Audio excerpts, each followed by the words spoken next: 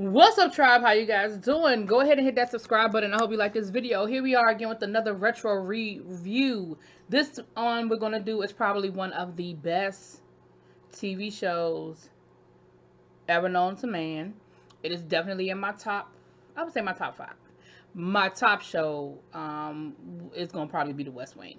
But this is definitely in my top 5.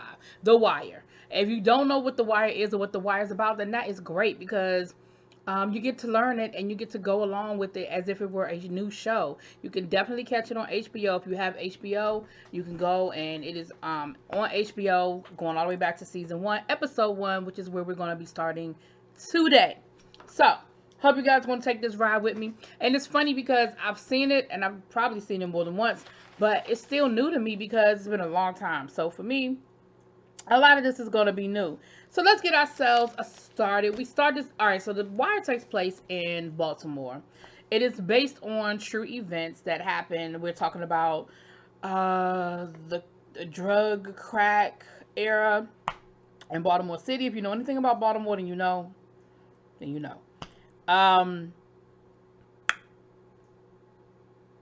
We start this episode off. We see Officer McNulty talking to a witness. There's been a shooting, and it is the death of Snot Boogie. Okay, then what we find out about Snot Boogie is that he's that neighborhood kid. They say they play cards every Friday night. They get together, they shoot dice, and at some point, Snot Boogie always picks up the money and runs off. And the dude is like, I mean, we just beat his ass. We don't never shoot him. Like, that's just what we do. That's just what it is. So after McNulty is listening to this man tell the story about what happened to Snot Boogie, McNulty is like, so why do y'all play cards with him? Or dice or whatever. And he was like, because it's America. I mean, he got a right to. Okay. Then we meet so I'm sorry. So the next time we see McNulty, there's a trial. He's in the courtroom, and we are introduced to some very classic characters that we're going to learn in the future. Definitely McNulty and Stringer Bell, aka Idris Elba. Before he was Idris Elba, but he was still fine. Anyway. So we see Stringer Bell sitting in the back of the courtroom. We have this court case going on. We see young man on trial. It's a murder case. And as we start seeing the things going on, the one witness gets up there, Mr. Gant. He gets up there and he positively identifies. He points at the defendant and says he did it. But consequently, every witness after that, all of a sudden, they have amnesia. They don't know. They didn't see nothing. They don't remember it happening that way. And there is eventually an acquittal of the case. Now, McNulty and Stringer Bell, they kind of already know each other. Stringer Bell, sort of sends a little, F you to McNulty, telling, F you detective. He draws a little drawing or whatever. So you know that there's some sort of relationship that's already there with them. Now, when the case is over, McNulty gets called into the back to the judge's chambers. And when he gets back there, there seems to be some sort of relationship that already exists between McNulty and this judge. And McNulty basically lets him know, look, we are getting killed out there. You saw what just happened in your courtroom? That is Avon Barksdale and his people. And this has happened, we've gotten burnt on, about 6 or 8 murder investigations ourselves with this situation. And the judge was like, well, who the hell is Avon Barksdale? He was like, exactly. Avon Barksdale, he runs the Franklin Terraces. He's got this tower. He's got sort of like that. If you've ever seen New Jack City and how Nino Brown had took over the whole apartment complex and all that, that's what Avon Barksdale was doing down to the terraces. Yeah. And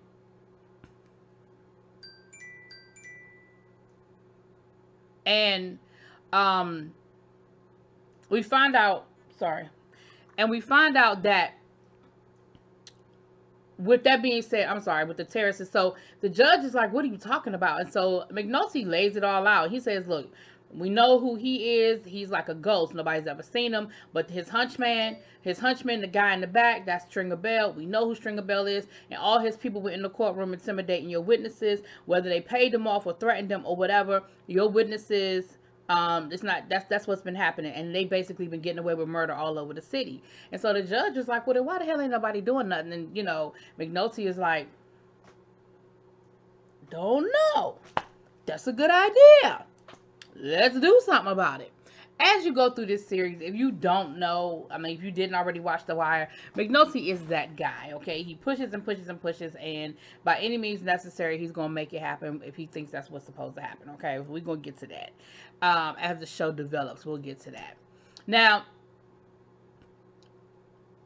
the security guard, I'm sorry, I'm past that. Ooh, Lord, y'all, I'm sorry, my notes, I'm past that. But yeah, so then McNulty ends up going back down to the office, and we're gonna talk about what happens there. Now, that's homicide, okay? Because what we're getting ready to see is two departments collide. So that's homicide. Now down to the narcotics division, they out here, they making runs, they taking care of these hand-to-hands, they locking up dealers on the street. We have Kima, who is like the top detective at that time in the narcotics division, and her two partners. They are actually running this thing on, she's got an informant that's telling her who was what and how the drop works, and this person takes the money and then that person goes and gets the drugs and comes back. And so they end up making this pretty big bust on a street level drug dealer, but somebody nonetheless. They get him off the street. I think his name actually was Ghost. And they get him off the street. And so we're introduced to these characters, and we see them going back, and you see that Kima is sort of like the lead. She's typing up, the report, and she's giving, she's being nice and giving one of the guys the collar, and, you see that there's a team there. So you got narcotics and you have homicide. Right now, they're separate. They don't have a common goal. They're not working together with anything until McNulty opens up his big mouth, okay? We also are introduced to Bunk. Bunk is, Bunk, the guy who plays Bunky. He is Wendell Pierce. He's a renowned actor. You guys have seen him. If you know him, you've seen him. He's been in a lot of things. That's my man. Love me some Wendell Pierce. That's McNulty's partner. They have a great, love, not even a love-hate. They have a great relationship. They give each other a hard time when they need to, but they really have a good relationship. And Bunk actually ends up taking on a murder case, and they fussing at him because they're like, you know what? You didn't really have to, you didn't have to take that case. You could have called somewhere else. You didn't have to take that case. That wasn't your case to take. Da da da da da, blah blah blah, blah blah blah blah blah blah, right? Now we get back to the police station, and that's where all hell breaks loose, right? McNulty gets back down there, and we see that the narcotics side, their sergeant gets called into a meeting with the deputy, with the major, and everybody. And all of a sudden, now everybody got questions about Avon Barksdale. And of course, nobody has answers because nobody is paying attention and nobody's making these connections, and nobody knows that Avon Barksdale is the top of the food chain because he's a ghost. Nobody's ever seen him. Nobody knows who he is. The only person that seems to have made these connections, McNulty. So the judge got on the phone and made some phone calls to the deputy. The deputy called his people in and wanted to know what the hell. How do we have all of these unsolved homicides that trace back to one person, and he got control of a whole housing project. He's selling his drugs. How does nobody in narcotics and nobody in homicide know who the hell this dude is? So of course, everybody is sitting there with egg on their face.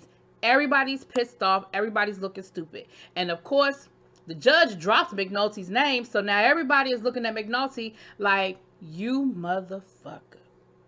So McNulty gets called into the major's office. The major rips him a new one.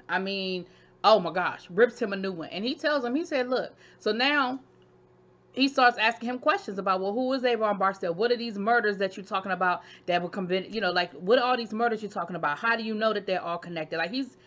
And he ends up telling him, he said, well, look, I tell you what, the deputy wants a report on his desk first thing in the morning. So yeah, that's on you. Because McNulty actually thought he was going to go home. McNulty was like, all right then. He was like, where do you think you're going? He said, I get off at 5. He was like, not tonight, you don't. What you get ready to do is write that report up, make sure there are no errors in it, and you're going to put my name on it. Now, what's funny about the wire is, things are dated. People are still using pagers.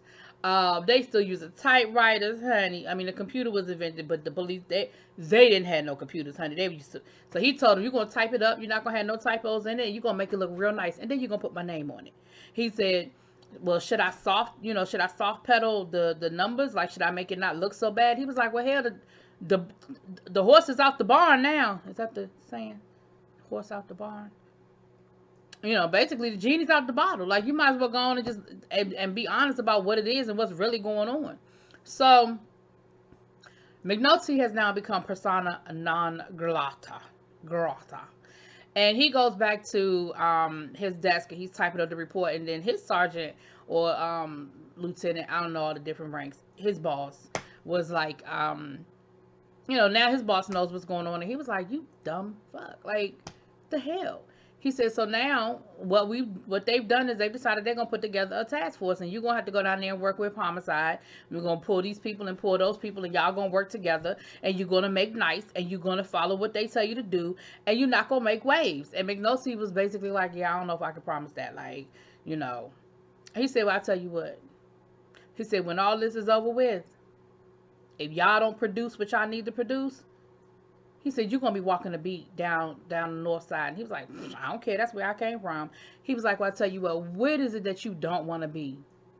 And McNulty, dumbass, actually told him, well, I can't do the docks. That's where the films are. He said, well, that's where your ass is going to end up. Now, that's some foreshadowing.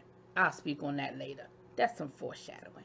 So, on the other side, over to the narcotic side, their lieutenant is pissed off, not so much because, like, it's not like they had McNulty didn't snitched or whatever. They're upset because, of course, now they're like, look, we already are running thin. We already got a lot of shit going on. We do not have time to be chasing ghosts. Like, we doing good with our hand-to-hands. We doing good picking up our street boys. Like, because his thing was, we get the small fish and we get the small fish to flip on the big fish, and that's how we rolling. But what McNulty's thing is that y'all not even getting close to the big fish. You might be getting their boss, but you're not getting the big boss. So, Kima, who, like I told y'all, was his head person, Kima actually wrote up, did some research on Avon Barksdale or whatever. And again, remember y'all, this is dated. There's no, Google, Wikipedia, and all of that now where you could just look people up. If nothing's on them, there's nothing on them. So she spent, the night trying to write this report up and trying to figure out who the hell Avon Barksdale was. So let's be clear. Nobody is happy to see Mr. McNulty, because McNulty has made everybody's life a little bit harder. Then he has the nerve to show up for the task force, and now he want to get smart with the lieutenant and start telling the lieutenant was like, look, we're going to get in and we're going to get out. We're going to make this shit real quick and easy. We're not going to sit here and we're not going to drag this out. And McNulty was like, well, that's not the right way to go. And he was like, you don't get to come over here and tell me how to run my squad. Like, you are over here because you basically done fucked it up for everybody. So we're going to run it the way we want to run it. And that's on how I do it. And either you're going to do it my way, or you're going to sit over there and you're just going to do paperwork. Because ain't nobody got time for you. We're going to do the hand-to-hands. We're going to make a couple of transactions. We're going to make a couple of arrests, make everybody happy, and we're going to move on. Because at this point, basically nobody is happy with this Pandora's box that has been opened. And now it's just a matter of they want to just try to do some paperwork, make it look good. Like, basically they spreading the sauce around on the table and not really mopping it up is what everybody is in agreement with, except for McNulty.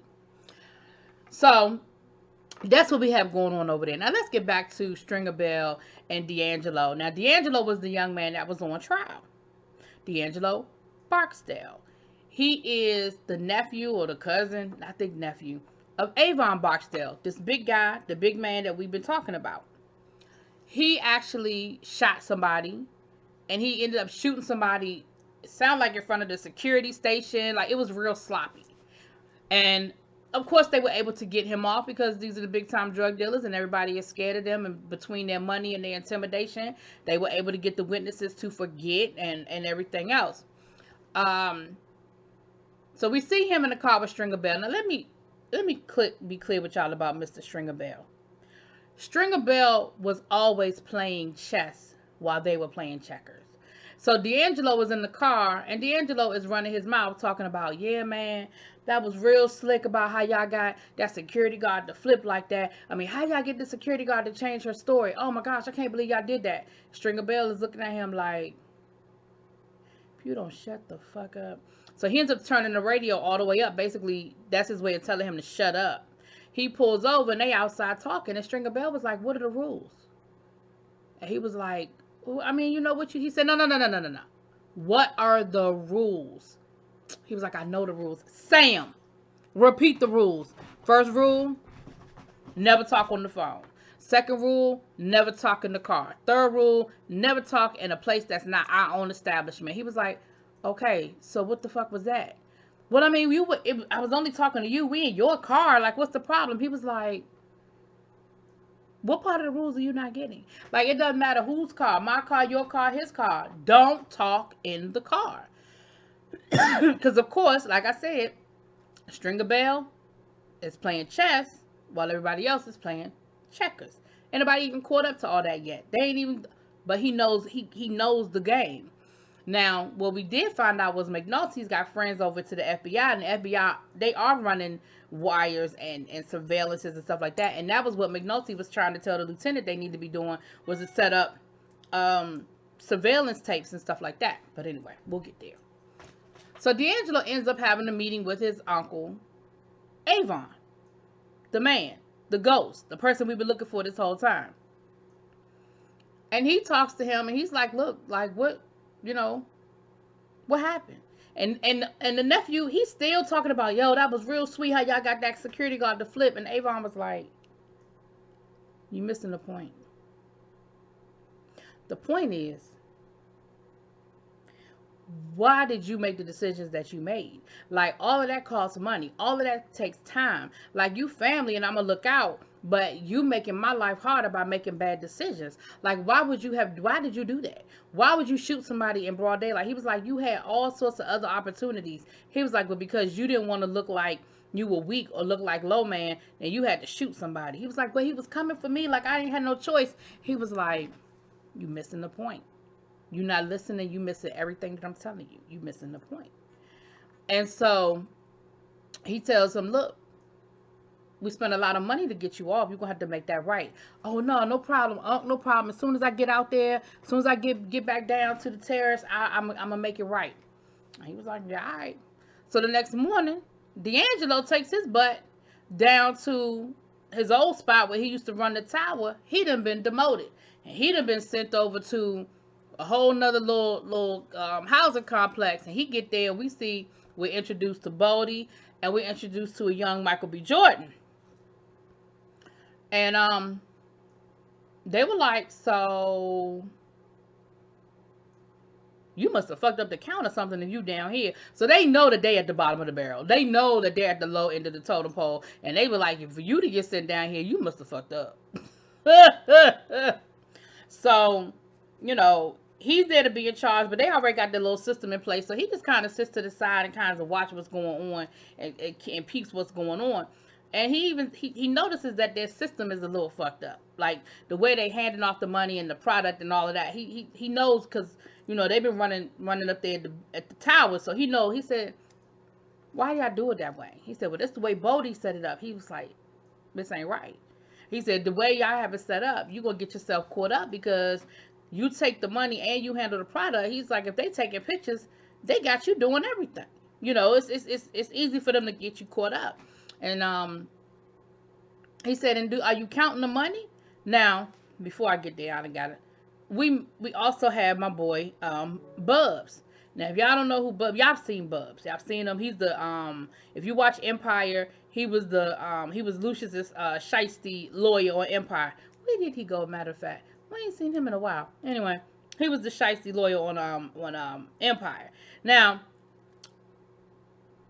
Bubs is a drug addict. You know what I mean? He's strung out. He's a drug addict. And we see him with the white boy. He's teaching the white boy how to hustle, how to make a photocopy of a $10 bill look like a real $10 bill, and how to be able to slide it into money so he could get, basically they can get, instead of having $20, they got $10, but they can still get them their $20 worth of drugs to get themselves high. And so they run the con and it works, right? It works the first day. But D'Angelo's the one who caught the money. He was like, yo, y'all not even counting your own money? He was like, look at this. This is a fake, president. Like, what are you doing? Like, this is not even a real dollar bill. Bodie talking about it got a president on it, don't it? He was like, but it's not a real $10 bill. Like, it doesn't matter whose face is on it. It's not real. You can't spend this nowhere. He was like, y'all got burned. Y'all need to be paying attention. He was like, you can't just take the money from people. You got to actually count the money. So Michael B. Jordan is the runner. And he going to correct them talking about well, that's not a president. They were like, what? It was like Hamilton was never a president. Now, D'Angelo going to tell him the only way to get your face on money is for you to be somebody's president, which that's not true because Hamilton was never the president. However, the next time we see Michael B. Jordan, he can't count. So I'm like, so who is and who isn't on the $10, who's the president, but you can't count the 20 because he was trying to do a transaction and he couldn't keep up with the money because up until that point, he had just been taking the money and bringing back the drugs. He never was counting it. Boy can't count. So while he can't count, white boy done ran up there with the money. He had told Bubs, look, next time we run the con, let me do it. Let me do it next time. So he done got his little $10 and his little fake money, and he rolls up on there. He trying to get the drugs real quick so he can get away before they realize he done took the money. I mean, that is the fake money. And he gets nervous and ends up dropping it, and he just runs off. But Bodie saw it because Bodie was like, ain't no crackhead, heroin addict, or whoever gonna drop no money on the ground and not pick it up and keep it going. So when the dude never picked up the money, he went over there and he realized, he said, and mind you, Michael B. Jordan still fumbling with the other guy's change. I said, this poor baby, he can't count the money. He said, look, you're not paying attention. We got you. That's the dude. That's the dude that burnt us. So they end up chasing white boy down. They end up catching up with him. D'Angelo comes over there and D'Angelo was like, they punched him a couple of times, whatever. But D'Angelo was like, what you got on you? And he said, well, I got $10. So he gave him the $10 and D'Angelo walked away and Bodie was like, well, what you want us to do with him? D'Angelo never answered. So they commenced to whooping his ass. Next thing you know, we see him over to the ICU and Kima, the detective, the female detective, we see a little bit of her home life. Kima she's gay. She's got her girlfriend, or I don't know if it was her wife at the time or not. But we see her with her significant other. And she's working on homework. We see that she's in school and she's Gary Puller all-nighter. Her beeper goes off. She makes the phone call. Next thing you know, we see her at the hospital with Bubs. And Bubs is like, she's like, yo, I didn't know you were out. I thought you were still in jail. And he was like, nah, I got out about 3 months ago. And she was like, damn, I guess she was like, you cleaned up and now your ass back strung out again in 3 months. She said, well, who was this? And the guys hooked up to the machines and, they fucked him up. And he was like, he's a friend. He said, well, is he going to make it? And Bubs was like, I don't know. He said, but you still doing the drugs? She said, yeah, I'm still in the drug unit. He said, well, I got some information for you. So he's pissed off and he about to flip on somebody. And now, mind you, he don't know nothing about no Avon Barksdale, but he's down there on the low level, but he about to flip on them. Because remember, he down there where Bodie is and where D'Angelo is. In the meantime, Stringer Bell done called D'Angelo in because he done heard about what happened. And he said, you let him go? He said it was just $10. It wasn't a big deal. Stringer was like, it's not about the money. It's about the intimidation. It's about letting them know that they can't get away with nothing, that they can't play you. You can't just let nobody walk on the $10. So they already kind of feeling like D'Angelo don't have the heart, so we gonna see. We're going to see how that ends up working itself out. Next thing you know, Bunk, McNulty's partner, gets a call. He gets a call for another murder to go investigate a murder. He's a detective. They get down there. And who is it that's murdered? Mr. Gant, who testified at D'Angelo's trial. Now, what's interesting is that Gant did identify D'Angelo, but then when he had to make a he pointed D'Angelo out, but then he didn't do something. But he still testified enough that, you know, I mean, it wasn't he wasn't gonna get um convicted off of it, but he still didn't follow the rules. And so he ended up getting murdered. And D'Angelo was standing in the crowd and he recognizes him from his trial and he knows that's the dude that testified at my trial. So that's sort of how first episode ended. Now listen, y'all, there's a whole lot of layers to this. The Wire had a lot going on. It's a lot of different storylines, a lot of different relationships. So if I ain't catch everything this time, y'all know we're going to grab on and we're going to carry it on and we're going to build on it. But I hope y'all enjoyed my little retro review. Let me know what y'all think. Drop it in the comments.